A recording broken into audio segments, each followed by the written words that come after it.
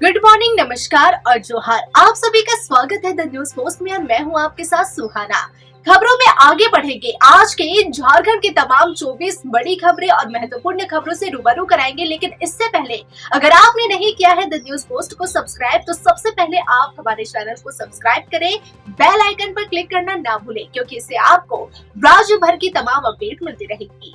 तो चलिए शुरू करते हैं आज की महत्वपूर्ण खबरों से। झारखंड में मौसम का मिजाज अब बदल रहा है। कड़ाके की ठंड से राज्य के लोगों को राहत मिल रही है। आज सुबह से ही मौसम साफ है। पारा 22 के करीब है। 10 बजे के बाद 24 होने की संभावना है।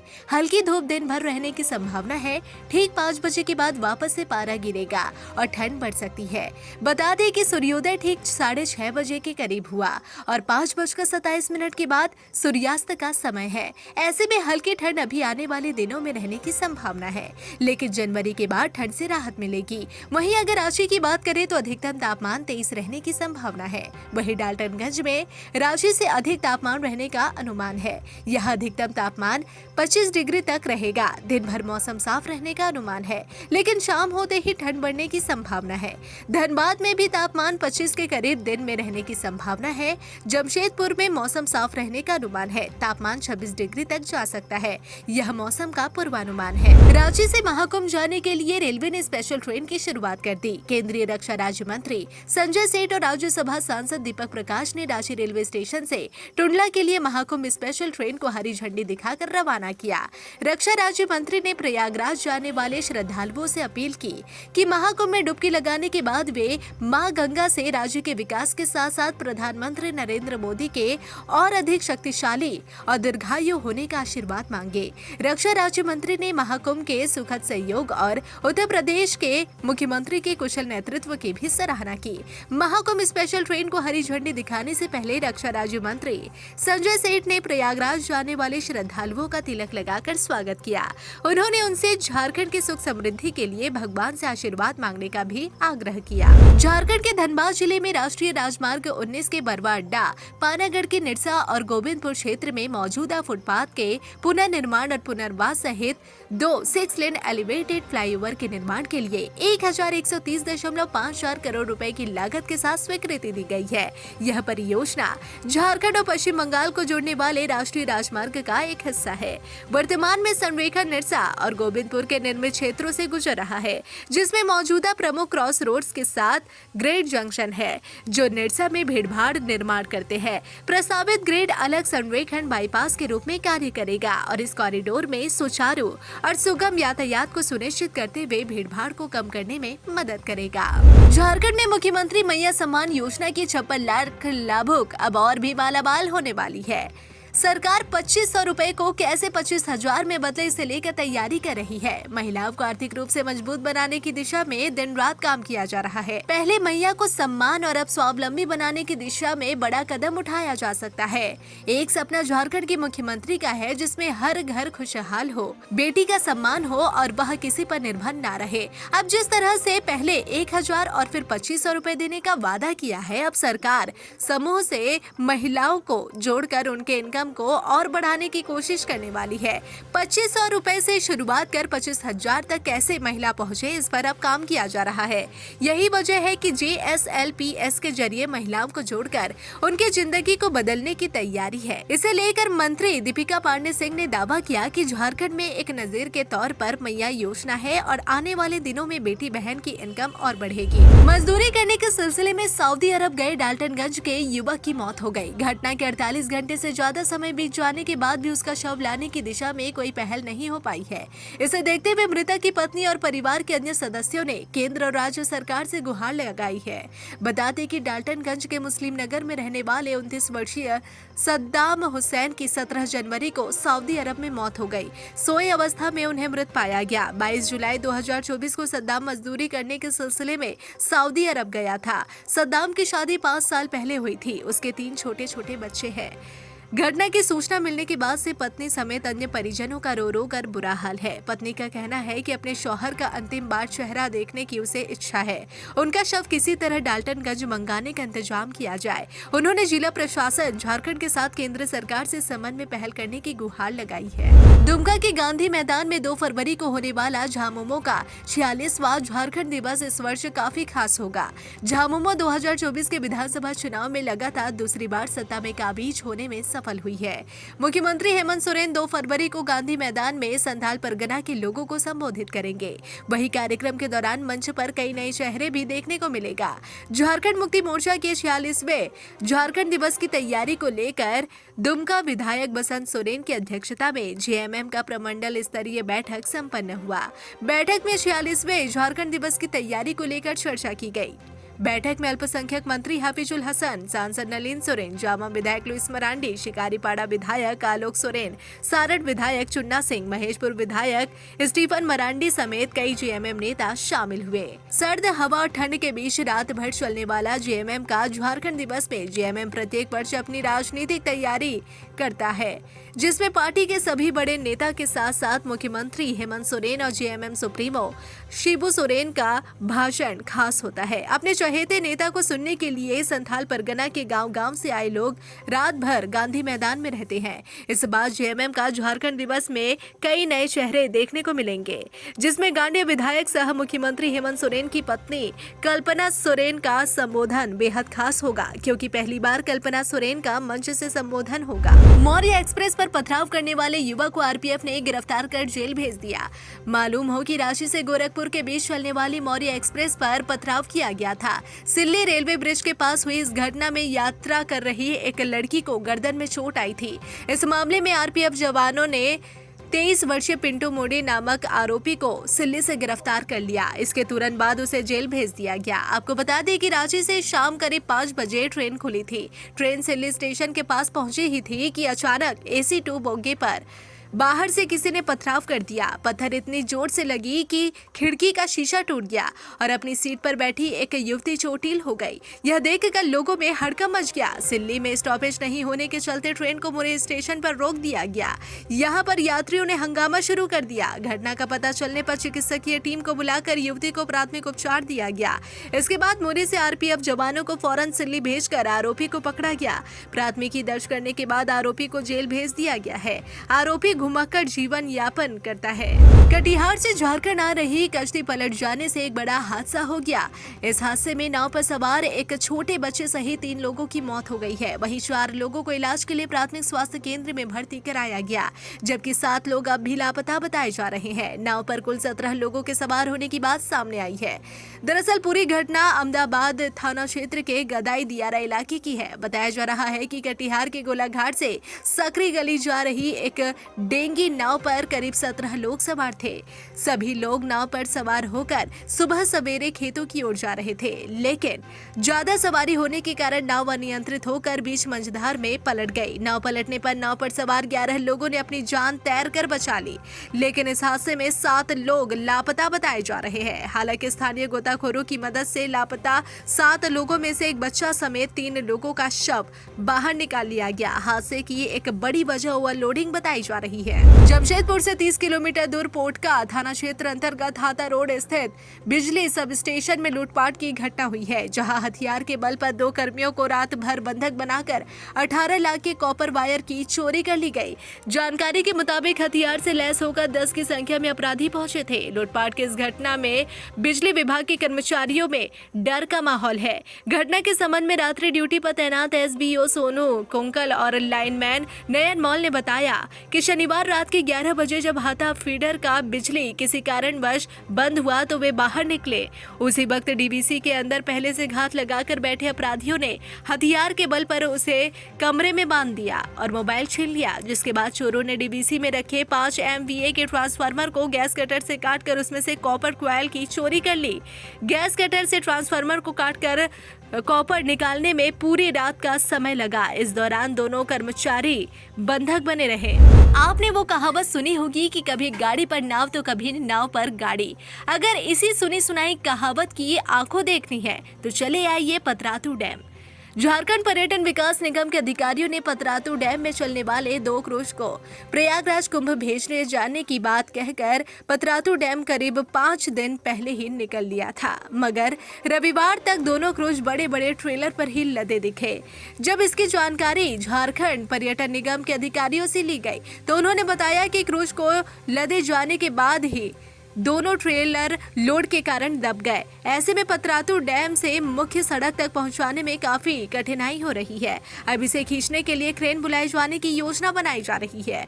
दूसरी ओर रविवार को छुट्टी का आनंद लेने परिवार के साथ पतरातू डैम पहुंचे सैलानियों ने क्रूज को जब गाड़ी पर लदा देखा तो उन्हें बड़ी अचरज हुई। लोग बरबस ही बोल पड़े, बाबा आज देख लिए कि कभी नाव पर गाड़ी तो कभी गाड़ी पर नाव। आपको बता दें कि पर्यटन विभाग की ओर से लेक रिजॉर्ट बनने के बाद पर्यटक और सैलानियों की सुविधा के लिए पतरातू डैम में JTDC की ओर से दर्जनों बोट लाए गए। इसमें मुख्य रूप से आधुनिक बोट, 10 कायाक, 3 बड़े पैडल बोट, 7 छोटे पैडल बोट सहित कई अन्य तरह के बोट लाए गए। इसके बाद डैम में धमाकेदार इवेंट्स के साथ क्रूज का आगाज हुआ। राज्य के स्कूली शिक्षा एवं साक्षरता विभाग के सार्थक प्रयासों का सकारात्मक और ऐतिहासिक परिणाम मिला है। 2015 से राष्ट्रीय गणतंत्र दिवस परेड रोस्टर में झारखंड के पाइप बैंड को शामिल कराने का सपना पूरा हो गया है। गणतंत्र दिवस के अवसर पर झारखंड के PM श्री कस्तूरबा गांधी बालिका विद्यालय पटमदा पूर्वी सिंहभूम की छात्राओं के दल को रोस्टर में प्रदर्शन करने का गौरवशाली अवसर मिला है। केंद्रीय रक्षा मंत्रालय ने इस संबंध में सभी विभागों को पत्र भेजकर 26 जनवरी 2025 को रोस्टर और विजय चौक पर प्रदर्शन के लिए चुने गए देश के 3 स्कूलों के छात्रों के फोटो पहचान पत्र को तत्काल जारी करने का निर्देश दिया है।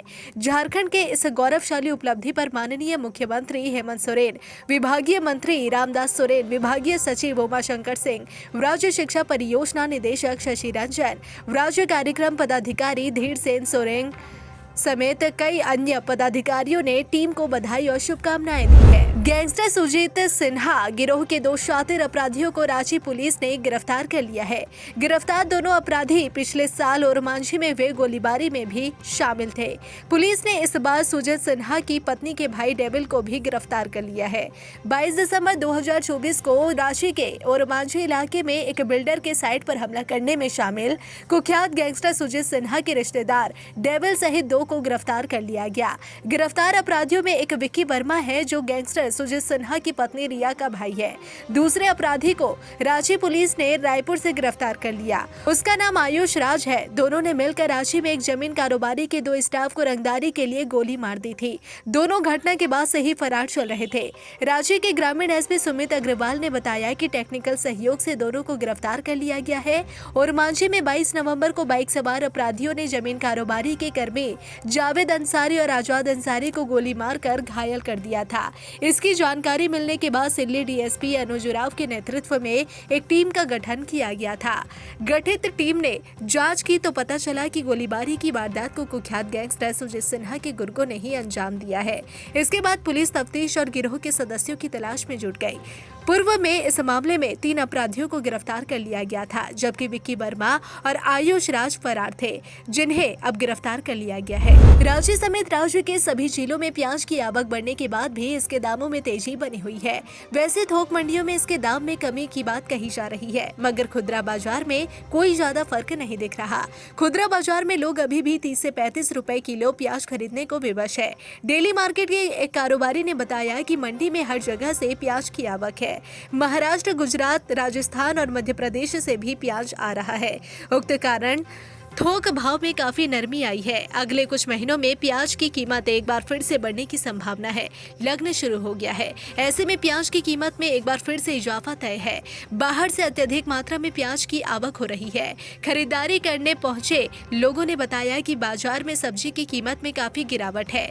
प्याज और लहसुन की कीमत में कुछ दिन पहले तक तेजी था, अब कुछ गिरावट आई है। उसके बाद भी 30 से 35 रुपए प्रति किलोग्राम की दर से खुदरा बाजार में बिक रहा है। स्थानीय मंडी में प्याज का कारोबार सिर्फ बाहरी प्याज से चल रहा है। महाराष्ट्र के नासिक, जलगांव और MP के कटनी से गढ़वा के थोक व्यापारियों तक रोज लगभग 100 टन प्याज की आवक है। थोक कारोबारी बताते हैं कि नासिक की मंडी में तेजी और मंदी का तत्काल असर दिखता है। स्थानीय बाजार भी उसी के अनुसार चलने लगता है। आमतौर पर खुदरा बाजार में राशि में रोजाना करीब 10 टन प्याज की खपत है। उन्होंने बताया कि थोक बाजार में 20 से 25 रुपए की दर से प्याज मिल रहा है, वहीं खुदरा बाजार में यह 30 से 35 रुपए किलो बिक रहा है। अभी कई जिलों में प्याज की रोपाई चल रही है। मार्च के अंत तक नई फसल आएगी, लेकिन उत्पादन के हिसाब से भंडारण के लिए कोल्ड स्टोर नहीं होने से किसान औने पौने दाम में बेच देते हैं। हजारीबाग जिले के चौपारण में कांग्रेस की ओर से अंबेडकर सम्मान यात्रा निकाली गई। सोमवार को आयोजित इस सम्मान मार्च में मुख्य रूप से झारखंड प्रदेश कांग्रेस कमेटी के अध्यक्ष केशव महतो, कमलेश के अलावा अन्य वरीय नेता शामिल हुए। इधर कार्यक्रम को लेकर कांग्रेस कार्यालय में बाबा साहेब डॉक्टर भीमराव अंबेडकर सम्मान मार्च की तैयारी को लेकर बैठक हुई। इसकी अध्यक्षता बैजू गहलोत और संचालन भुनो बाबू ने किया। बताया गया कि चौपारण के चतरा मोड़ से महात्मा गांधी की प्रतिमा तक डॉक्टर भीमराव अंबेडकर सम्मान मार्च निकाला गया। अतिथियों ने कहा कि डॉक्टर अंबेडकर की विरासत की रक्षा के लिए हमारे संघर्ष को और सशक्त बनाने का संकल्प लिया गया। लोकसभा के शीतकालीन सत्र के दौरान भारतीय जनता पार्टी संविधान और संविधान निर्माता बाबा साहेब भीमराव अंबेडकर के अपमान के लिए देश के संसदीय इतिहास में दर्ज हो गई है। नेताओं ने कहा कि बीजेपी हमेशा से लोकतंत्र और संवैधानिक मूल्यों के प्रति तिरस्कार दिखाने का कोई मौका नहीं छोड़ती। केंद्रीय गृह मंत्री अमित शाह ने डॉक्टर अंबेडकर का अपमान कर संघ और बीजेपी की मनुवादी मानसिकता उजागर कर दी। रामगढ़ विधायक ममता देवी के सामने क्षेत्र की जनता ने जब समस्याएं रखी तो वे कर्मियों पर बिफर पड़ी। उन्होंने अंचल में कार्यरत एक कर्मी को यहाँ तक कि यह कह दिया कि काम में मन नहीं लगता है तो रिजाइन कर दीजिए, मगर हमारे क्षेत्र की देवतुल्य जनता को तंग नहीं कीजिए। अगर ऐसा आपने किया तो हम नहीं छोड़ेंगे। आपको बता दें कि रामगढ़ जिले के दुलमी प्रखंड कार्यालय में विधायक ममता देवी कंबल और साइकिल वितरण योजना में शामिल होने पहुंची थी। कार्यक्रम के दौरान उन्होंने जनता की समस्याएं भी सुनी। इस दौरान लोगों ने कई तरह की समस्याएं विधायक के सामने रखी। प्रखंड के गुड़ातू के रैयत मुखलाल महतो ने विधायक से कहा कि वे 3 साल से जमीन का म्यूटेशन के लिए रोज कार्यालय का चक्कर काट रहे हैं। सीईओ से भेंट करने पर टाल मटोल कर दिया जाता है। इसके अलावा दर्जनों लोगों ने योजना के नाम पर पंचायत सचिव, मुखिया व ऑपरेटर पर अवैध वसूली का आरोप लगाया। छोटन कुमार ने विधायक को बताया कि पंचायत सेवक अबुआ आवास के नाम पर अवैध वसूली करता है। जरियो की तौफीक अंसारी ने कहा कि मैया सम्मान योजना के लाभुकों के खाते में राशि नहीं आ रही है। सितंबर से पेंशन स्वीकृत है, लेकिन ऑपरेटर की लापरवाही के चलते खाते में राशि नहीं आ रही। दर्जनों लोगों ने विधायक को बताया कि मुखिया व पंचायत सचिव क्रम संख्या के आधार पर अबुआ आवास का आवंटन न कर लेन देन करते हुए सुखी संपन्न लोगों का आवंटन कर रहे हैं। मनरेगा से कुप तैयार है। 2 साल से मटेरियल की राशि के लिए चक्कर लगा रहे हैं। पूर्व जीप सदस्य राजू महतो ने कहा कि अंचल में खतियानधारी का ऑनलाइन नहीं हो रहा है, जिस कारण ऑनलाइन रसीद नहीं कट पा रही है, जिसके चलते किसान सरकारी लाभ से वंचित हो जा रहे हैं। सभी लोगों की समस्या को संज्ञान में लेते हुए विधायक ममता देवी ने राजस्व कार्यालय के सीआई सुरेश महली और ऑपरेटर कैलाश कुमार को जमकर फटकार लगाते हुए कहा कि आप लोगों की काफी शिकायतें मिल रही है, सभी काम निर्धारित समय पर पूरा कीजिए। काम में दोबारा विलंब की शिकायत मिली तो बर्दाश्त नहीं किया जाएगा। अगर आप लोग से नहीं होता है तो डिजाइन लिख लीजिए। उन्होंने कहा कि अबुआ आवास सहित किसी भी योजना स्वीकृति में किसी भी कर्मी या जनप्रतिनिधि की ओर से पैसे मांगे जाते हैं तो उसकी लिखित शिकायत करें। इस दौरान दुलमी प्रखंड कार्यालय में विधायक ममता देवी के विधायक कक्ष का उद्घाटन किया गया। पलामू टाइगर रिजर्व अर्थात पीटीआर पर्यटकों को सुविधा मुहैया कराने के लिए लगातार प्रयासरत है। यहाँ आने वाले सैलानियों को किसी तरह की परेशानी न हो, इसके लिए औरंगा नदी तट से नया किला तक पक्की सड़क का निर्माण कराया जा रहा है। इससे पीटीआर में नए किले का दीदार करना अब पर्यटकों के लिए और भी आसान हो जाएगा। वनपाल राम कुमार से जब सुविधा का विस्तार के बारे में पूछा गया तो उन्होंने बताया कि वर्ष 2023 में डिप्टी डायरेक्टर पीके जेना ने नया पलामू किला परिसर में तिरंगा फहराया था। इस दौरान उन्हें पहाड़ चढ़ने में काफी परेशानी हुई थी। ऐसे में अब सड़क बन जाने से यहाँ आने जाने वाले सैलानियों की परेशानी कम होगी। डिप्टी डायरेक्टर पीके जैना ने पर्यटकों को इस समस्या से निजात दिलाने के लिए किला तक जाने के लिए पथ निर्माण कराने का निर्णय लिया था।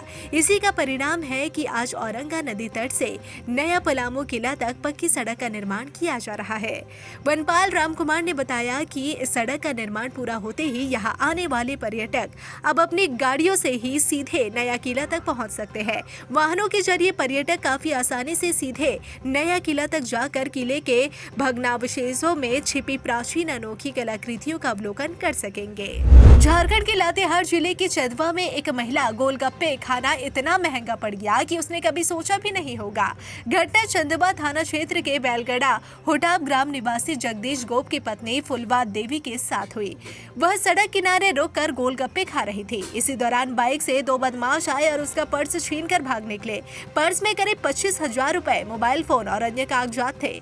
छिनताई की घटना होते ही महिला ने जोर शोर से शोर मचाया तो आसपास के लोग वहां जमा हो गए, लेकिन तब तक बाइक सवार बदमाश भाग चुके थे। इसकी सूचना महिला ने चंदवा थाना को दी। सूचना मिलते ही थाना प्रभारी रणधीर कुमार मौके पर पहुंचे। उन्होंने वहां खड़े आसपास के लोगों से घटना की जानकारी ली। थाना प्रभारी ने बताया कि आसपास के क्षेत्रों में छापेमारी की जा रही है। चंदवा से बाहर जाने वाले रास्तों पर पुलिस नजर रख रही है।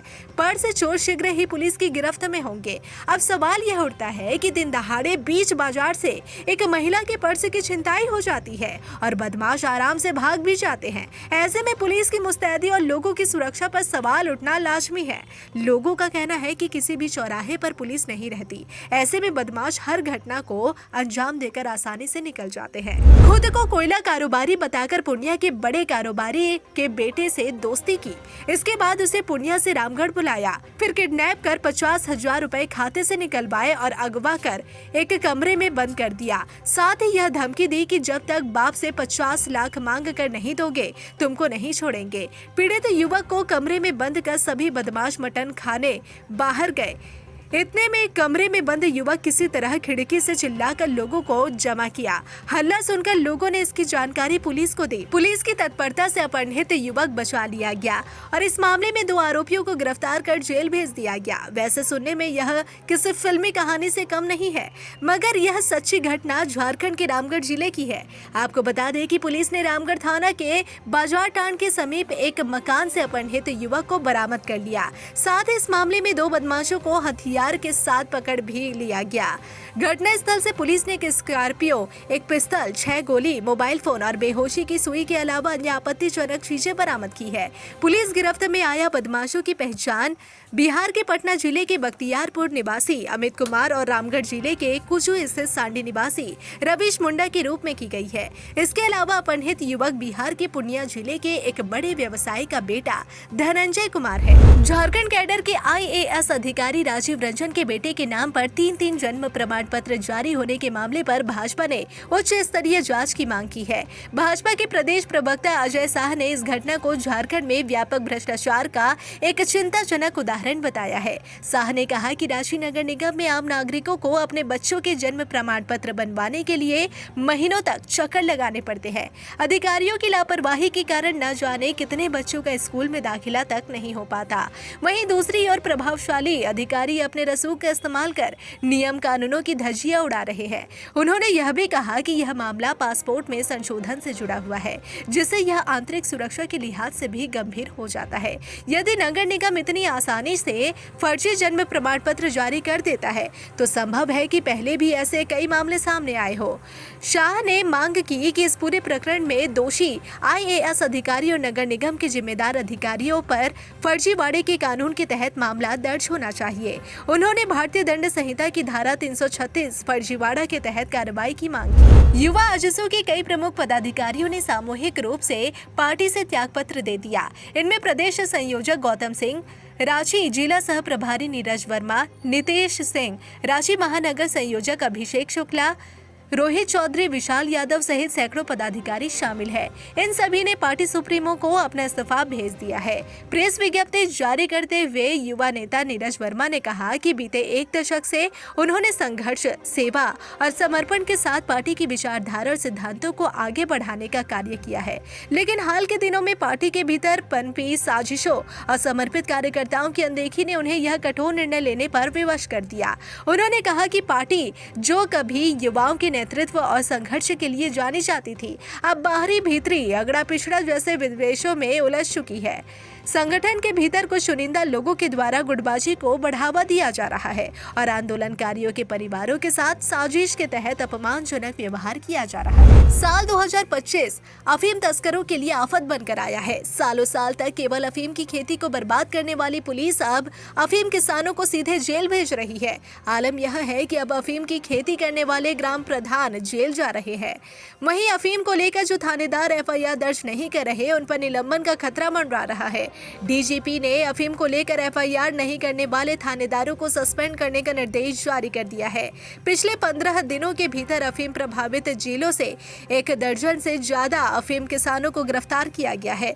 खूंटी में तो एक ग्राम प्रधान ही अफीम की खेती करवा रहा था। सूचना मिलने पर उसे भी गिरफ्तार कर जेल भेज दिया गया। जामताड़ा के मेहजाम नगर परिषद के अंतर्गत नगर भवन हंसी पहाड़ी के समीप पार्क का शिलान्यास झारखंड सरकार के मंत्री डॉक्टर इरफान अंसारी ने किया। इस मौके पर बड़ी संख्या में स्थानीय नागरिकों ने अपनी उपस्थिति दर्ज कराते हुए इस कार्यक्रम को सफल बनाया। मंत्री डॉक्टर अंसारी ने इस अवसर पर कहा कि यह पार्क यहाँ के लोगों के लिए एक बड़ा उपहार है। मैं आप सभी से आग्रह करता हूँ कि इस पार्क का लाभ उठाएं, यहाँ टहले और अपने स्वास्थ्य का ध्यान रखें, क्योंकि हेल्थ इज वेल्थ। मंत्री जी ने मेहिजाम की जनता का आभार व्यक्त करते हुए कहा कि यहाँ की जनता ने मुझ पर और मुख्यमंत्री हेमंत सोरेन पर विश्वास जताया है। इसी विश्वास के चलते हमारी सरकार लगातार तीसरी बार बनी है।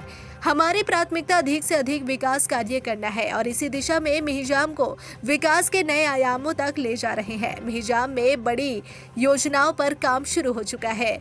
जल्द ही एक बड़े स्टेडियम का भी शिलान्यास होगा। यह सब आपकी साझेदारी और समर्थन के बिना संभव नहीं था। हुसैनाबाद अनुमंडल मैदान स्थित मां तारा शक्ति दुर्गा मंदिर में मां दुर्गा की प्रतिमा की प्राण प्रतिष्ठा को लेकर आयोजित 5 दिवसीय महायज्ञ का आज समापन हो गया। आज 5वें दिन माता को भोग लगाकर भंडारे के साथ महायज्ञ संपन्न किया गया। अंतिम दिन माता की प्राण प्रतिष्ठा के उपरांत बड़ी संख्या में श्रद्धालुओं ने माता के दर्शन व पूजन किया। यज्ञ व प्राण प्रतिष्ठा अनुष्ठान आचार्य भैरवनाथ जी महाराज के नेतृत्व में संपन्न कराया गया। यजमान के रूप में चंदन सिंह एवं ज्योत्सना सिंह रहे। वहीं भंडारे में बड़ी संख्या में श्रद्धालुओं ने भाग लिया। भंडारे के साथ संपन्न हुए इस यज्ञ कार्यक्रम में पूर्व मंत्री भाजपा नेता कमलेश कुमार सिंह ने कहा कि सृष्टि को चलाने वाले के प्रति आस्था सभी को होनी चाहिए। उन्होंने कहा कि मंदिर निर्माण कर माता की भव्य प्रतिमा स्थापित करने का जो प्रण लिया था, उन्होंने उसे माता ने पूरा किया। इस बात की उन्हें काफी खुशी है। इस दौरान उन्होंने राज्य व पलामू वासियों की खुशहाली की कामना माता रानी से की। राष्ट्रीय परीक्षा एजेंसी द्वारा आयोजित JEE मेन एग्जाम 2025 दिनांक 22/1/2025, 23/1/2025, 24/1/2025, 28/1/2025, 29/1/2025, 3/1/2025 को प्रथम पाली में 9 बजे पूर्वाह्न से 12 बजे मध्याह्न तक एवं द्वितीय पाली में 3 बजे अपराह्न से 6 बजे अपराह्न तक विभिन्न परीक्षा केंद्रों पर निर्धारित है। इन परीक्षा केंद्रों पर कदाचार मुक्त वातावरण में परीक्षा का आयोजन कराने एवं विधि व्यवस्था संधारण हेतु उपायुक्त सह जिला दंडाधिकारी रांची एवं वरीय पुलिस अधीक्षक रांची द्वारा पुलिस बल एवं पुलिस पदाधिकारी के साथ दंडाधिकारी की प्रतिनियुक्ति की गई है। परीक्षा में संलग्न छात्र, उनके अभिभावक अथवा असामाजिक तत्व परीक्षा केंद्रों पर भीड़ लगाकर विधि व्यवस्था भंग करने की चेष्टा कर सकते हैं। इस आशंका के मद्देनजर अनुमंडल दंडाधिकारी सदर रांची द्वारा BNS की धारा 163 के अंतर्गत प्रदत्त शक्तियों का प्रयोग करते हुए इन परीक्षा केंद्रों के 300 मीटर की परिधि में निषेधाज्ञा जारी की गई है, जो कई प्रकार की है। झारखंड के सैनिक स्कूल तिलैया में कक्षा 6 और 9 में प्रवेश के लिए आवेदन प्रक्रिया शुरू हो गई है। छात्रों के लिए यह एक सुनहरा अवसर है। आवेदन करने की अंतिम तारीख 23 जनवरी 2025 तक की है। इसके अलावा छात्र किसी भी प्रकार की जानकारी या सहायता के लिए 9263197583 पर संपर्क कर सकते हैं। फिलहाल इस बुलेटिन में बस इतना ही। ऐसे ही तमाम खबरों के लिए बने रहे द न्यूज़ पोस्ट के साथ।